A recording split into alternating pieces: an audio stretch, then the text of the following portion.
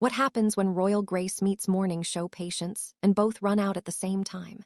Viewers tuned into Good Morning America, expecting sunshine, recipes, and small talk. What they got instead was a royal storm. In just under 10 minutes, one guest would test every boundary of live television until even the unflappable Sam Champion was forced to do something he'd never done before: end an interview midair. The morning began like any other in Times Square. The Good Morning America studio glowed with its usual golden warmth, bustling with producers, camera operators, and stage managers who knew every second counted. Sam Champion, polished as always, reviewed his cue cards and weather graphics, his calm demeanor anchoring the chaos around him. "Big day," one assistant whispered. "She's in hair and makeup." Sam asked, glancing up with his trademark half-smile. "Meghan Markle." Sam nodded slowly. He'd interviewed presidents, activists, actors, even royalty, but few names carried as much tension as hers. Still, professionalism was his second language. He straightened his jacket, checked his mic, and said, "Let's make it a good one." At 8:13 a.m., the studio doors opened. Meghan Markle entered surrounded by publicists and a quiet storm of whispered instructions. She wore a cream-colored designer suit tailored within an inch of perfection. Every camera light seemed to find her, and she didn't mind. Her expression was composed but distant, as though she were arriving at a palace press conference, not a friendly morning chat. "Good morning, Meghan," Sam greeted warmly, extending his hand. "Welcome to Good Morning America. We're thrilled you could join us." Meghan's handshake was brief, her eye contact minimal. "Yes, well," she said, scanning the set. "Let's make this quick. I have other commitments today." A few nearby producers exchanged glances. Sam didn't flinch. "Of course," he replied. "We'll keep it efficient." They sat across from each other, two professionals from utterly different worlds beneath the soft studio lights. The cameras rolled. The red tally light came on. "Good morning, everyone," Sam began, his voice carrying that familiar warmth America had trusted for decades. "Joining us today is Meghan Markle, actress, humanitarian, and former senior royal. Here to talk about her latest initiative supporting women in leadership." "Thank you for having me," Meghan said, crossing her legs gracefully. "It's important that people with platforms use them for real impact, not just fluff." Sam smiled politely. "Well said. Let's start there. You've been involved in several charitable programs over the years. What inspired your current project?" Meghan tilted her head. "What inspired me? Honestly, disappointment. I look around and see people, especially people in the media, talking endlessly but doing very little. It's tiring." Sam gave a small nod. "I see. You feel that media could be doing more." "I know it could be doing more," she said sharply. "You spend hours discussing celebrity wardrobes, baking recipes, trivial stories that add nothing to the world. Why not focus on something that matters?" The studio air shifted. The crew went silent except for the hum of cameras. "Well," Sam began carefully, "our goal is to balance information and inspiration. We try to highlight good news while keeping our audience informed." "Good news," Meghan repeated with a small laugh that didn't reach her eyes. That's such a convenient phrase for staying comfortable. Sam's smile thinned, but he stayed calm. Comfort can be valuable, too. People face a lot of stress every day. Sometimes what they need in the morning is a little light, a reminder that the world isn't all bad, or maybe they need a wake-up call. Meghan said, "You call it comfort, I call it distraction." He glanced at her, reading the tone. She wasn't here to promote, she was here to provoke, and she was good at it. "I think there's room for both," he said gently. "Awareness and optimism don't have to be opposites." "That's the kind of middle ground answer people give when they're afraid to take a stand," Meghan said coolly, adjusting her sleeve. The words hung in the air like frost. Sam felt them land but didn't break stride. "I don't see it as fear," he said. "I see it as balance. That's part of what journalism is, bringing people together, not dividing them." Meghan arched a brow. Balance can be an excuse for inaction. That one hit harder. Even the teleprompter operator froze. Sam inhaled slowly, choosing each word. "Or it can be a way to ensure that we hear every side of the story before rushing to judgment." "Right," Meghan said, voice dripping with irony, "because rushing to judgment would be terrible. Heaven forbid we hold anyone accountable." The sarcasm sliced through the calm studio air. Sam folded his hands in front of him, steady as stone. "I'm all for accountability, Meghan. I just believe it works best when paired with respect." "Respect," she echoed, leaning back. "That's a word people in your position like to use when they don't want to be challenged." The crew's eyes darted between them. What was supposed to be a 7-minute segment was already veering off script, and Meghan's tone had gone from assertive to adversarial. Sam adjusted his papers slightly, signaling the control booth not to cut yet. He wanted to handle this himself. "Challenge is welcome here," he said, looking directly at her. "That's how conversations move forward, but there's a line between challenge and contempt." Her lips curved into something that wasn't quite a smile. "And who decides where that line is?" "You." "I think mutual respect does," Sam replied simply. For a heartbeat, nobody spoke. The audience behind the cameras could sense something shifting. Meghan's composure was still intact, but her eyes had hardened. "You're very practiced at sounding calm," she said finally. "I wonder if you ever lose that cool, or is that part of the brand?" Sam smiled faintly. "Experience teaches you composure, especially in live television." "Experience," Meghan repeated almost mockingly. "Yes, I suppose that's another word for being stuck in your ways." Sam blinked once, the lights reflected in his calm blue eyes. "Well," he said evenly, "if being professional counts as being stuck, then I'll take it." It was the kind of line that usually diffused tension, but not this time. Meghan's expression sharpened. "Maybe professionalism isn't what the world needs right now," she said quietly. "Maybe it needs honesty, even if it makes people uncomfortable." "Maybe," Sam said, his tone firm but kind. "But honesty without kindness is just aggression dressed up as virtue." The words hit like a gentle thunderclap.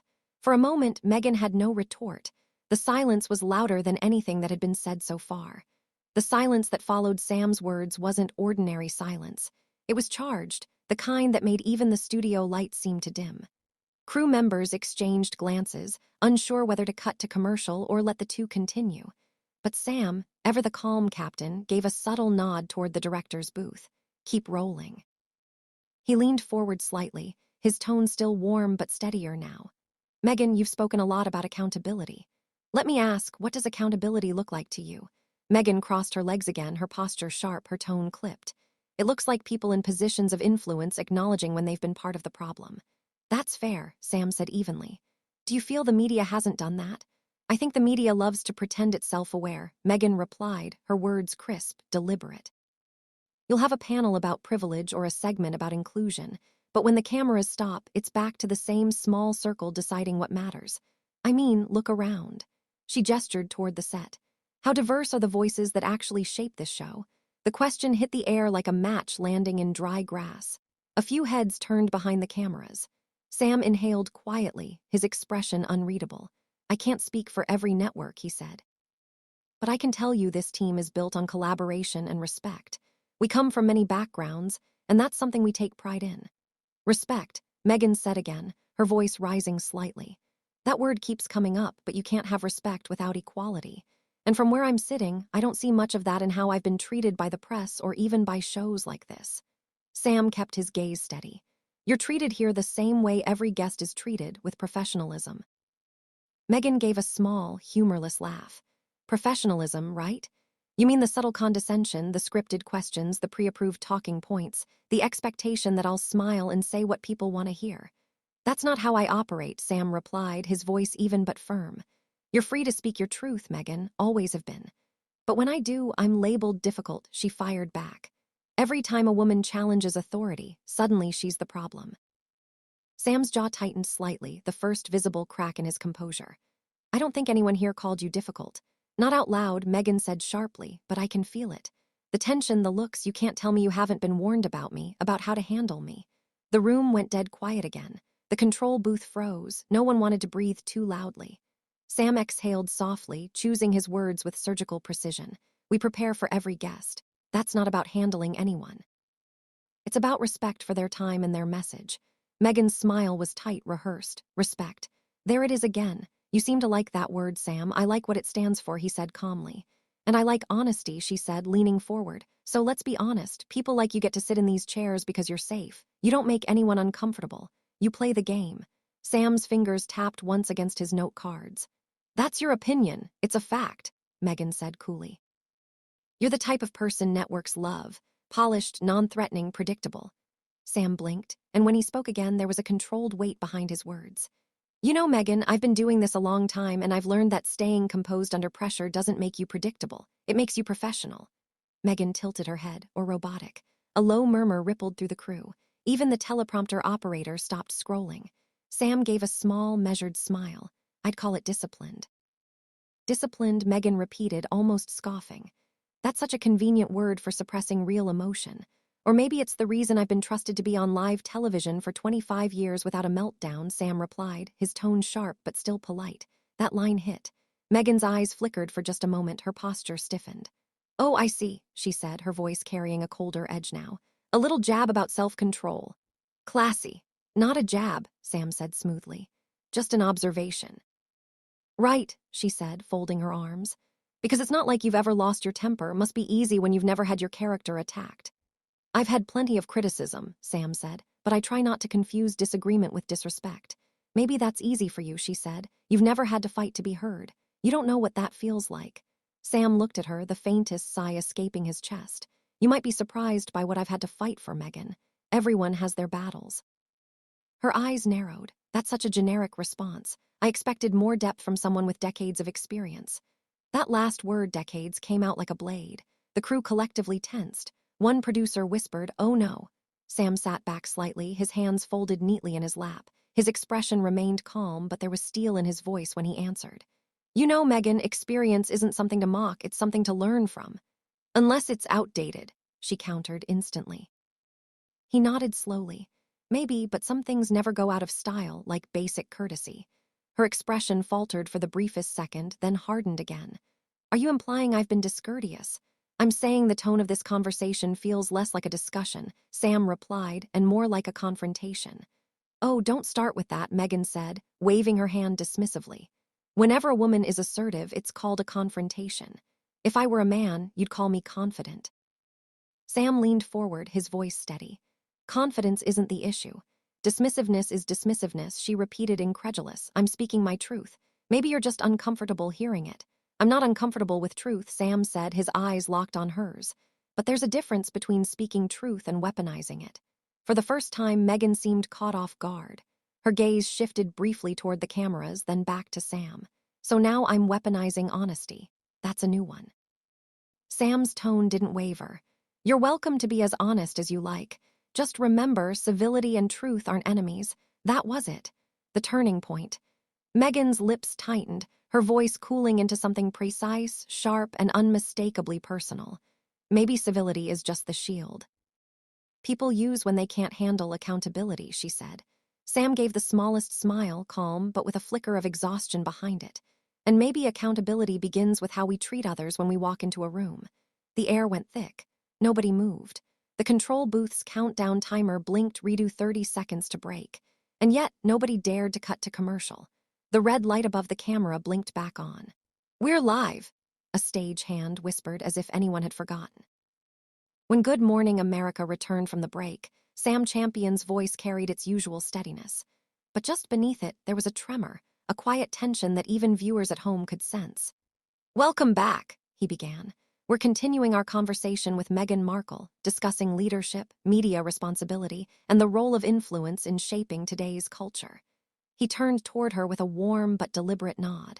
Before the break, you mentioned accountability. You've been outspoken about how institutions should change. What does that look like for you personally? It was a fair question, neutral, professional, but Meghan didn't take it that way. She leaned forward, her expression cool. You see, Sam, that's the problem right there.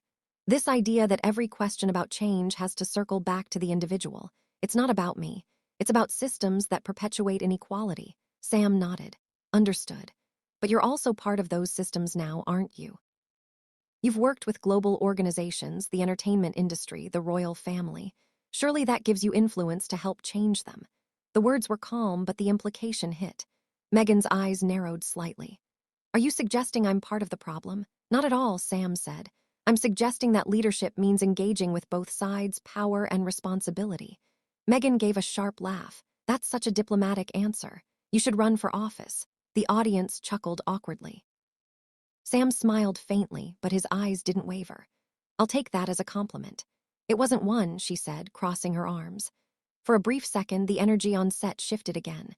You could feel the tension ripple outward through the audience, through the crew, through the glass walls of the Times Square studio.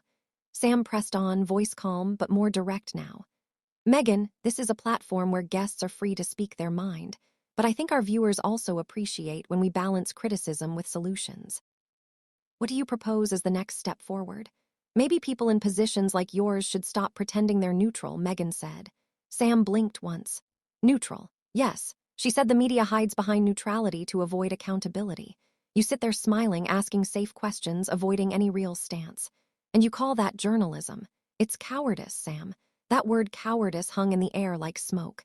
You could feel the collective breath leave the studio. Sam's voice lowered. Calm, controlled, dangerous in its stillness. I've covered hurricanes, humanitarian crises, protests, situations far from safe. Meghan, what I don't do is turn interviews into battlegrounds. Meghan's mouth curled into a faint smirk. Oh, please, you talk about weather, not war. It was a jab, sharp, public, and deeply personal. Sam's fingers tightened slightly around his note cards. Weather, he said quietly, is what connects all of us. It's what determines livelihoods, safety, even survival. It's not as trivial as you think, she shrugged. Maybe not, but it's hardly revolutionary, is it? That landed harder than she realized. The control room was whispering now. Cut to B-roll. No, he's got it. Sam's expression didn't change, but the air around him seemed to shift. Meghan, he said evenly. I've been on television for over 25 years. I've had the privilege of meeting people from every background imaginable. Farmers, first responders, scientists, survivors. They've taught me that the smallest acts of consistency matter more than grand gestures. She raised a brow. Consistency sounds a lot like complacency. He looked at her directly now, and anger sounds a lot like deflection. That one landed. The silence afterward was total. Even the floor manager froze, unsure whether to intervene. Meghan blinked, her face stiffening into a polite smile that didn't reach her eyes. Wow, she said softly, almost laughing. So now I'm angry and deflecting, how very predictable. I didn't say you were angry, Sam replied quietly.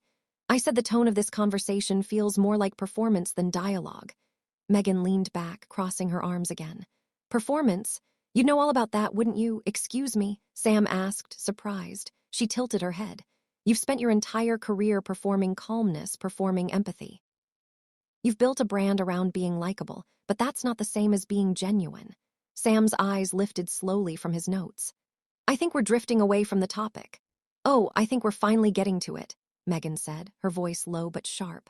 Because the truth is, people like you control the narrative. You decide which parts of someone's story are worth telling. And if I don't play nice, if I don't fit your version of me, you turn on me. That's not what's happening here, Sam said carefully. Isn't it? She challenged. You've been condescending since I sat down, smiling that fake smile while you try to box me in with your balanced questions. My smile isn't fake, he said softly. It's called composure. Oh, right, she snapped. Composure. Another word for emotional detachment. Sam exhaled through his nose. I think we're going in circles. You mean you've run out of rehearsed lines? She countered. That was the moment the studio air went from warm to glacial. Sam didn't move for several seconds. Then slowly, he set his note cards down. Meghan, I invited you here to talk about your initiatives and your advocacy, not to engage in personal attacks. I'm not attacking you, she said flatly. I'm holding a mirror up. Maybe you just don't like what you see. Sam gave a small nod, his voice calm but edged. I see someone who came here to make headlines, not to have a conversation. Meghan's expression hardened. How dare you? I dare because I respect this platform and everyone who works on it. He said, and I won't let it become a stage for hostility. Her laugh was short, sharp, humorless. Hostility? You've had your producers whispering in your earpiece this whole time, probably telling you to keep me under control. That's not how we work, Sam said. Of course not, she said, dripping sarcasm. Because you're the perfect gentleman, right? The calm, collected American hero who never loses his cool. He met her gaze head on. Calm doesn't mean passive and respect doesn't mean silence. She blinked for the first time, her expression faltered, but only for a moment. You know what? She said, standing abruptly. I don't have to sit here and be patronized by a man who thinks reading the weather makes him a philosopher. Then maybe you shouldn't, Sam replied quietly. The studio gasped. Meghan froze. Excuse me. Sam stayed seated, composed, almost serene. If you believe this platform doesn't serve your message, you're free to walk away, but I won't let this conversation turn into an argument for the sake of ratings. Meghan's eyes widened slightly, as if she hadn't expected him to call her bluff. Oh, trust me, she said coldly. If I walk off, the ratings will skyrocket. Sam nodded once. Then maybe you'll do us both a favor. And with that, everything changed. The cameras kept rolling. The audience gasped again. and the woman who had once commanded red carpet stood frozen in the middle of Good Morning America, realizing the calmest man in television had just drawn the line. For a full 5 seconds, the studio stood frozen. Cameras humming, lights glaring, audience breath held tight. Meghan Markle was on her feet, standing before one of the most respected morning hosts in America. Her eyes were sharp, her tone cold. "You just told me to leave your show." Sam didn't blink. "I said you're free to yes. You have a choice to continue a respectful conversation or not. That's unbelievable." She snapped. "I came here to talk about meaningful issues, and you've turned it into some kind of character test." Sam stayed seated, voice calm as steady rainfall. "You came here to be heard, Meghan, and I wanted that. But being heard isn't the same as dominating the room. You're twisting this," she said, her voice rising. "You're doing exactly what the British press did, trying to make me look emotional, unstable." "No," Sam said firmly. "I'm trying to keep this conversation civil." Meghan folded her arms. "Civil? There's that word again. You men love using it when a woman dares to push back."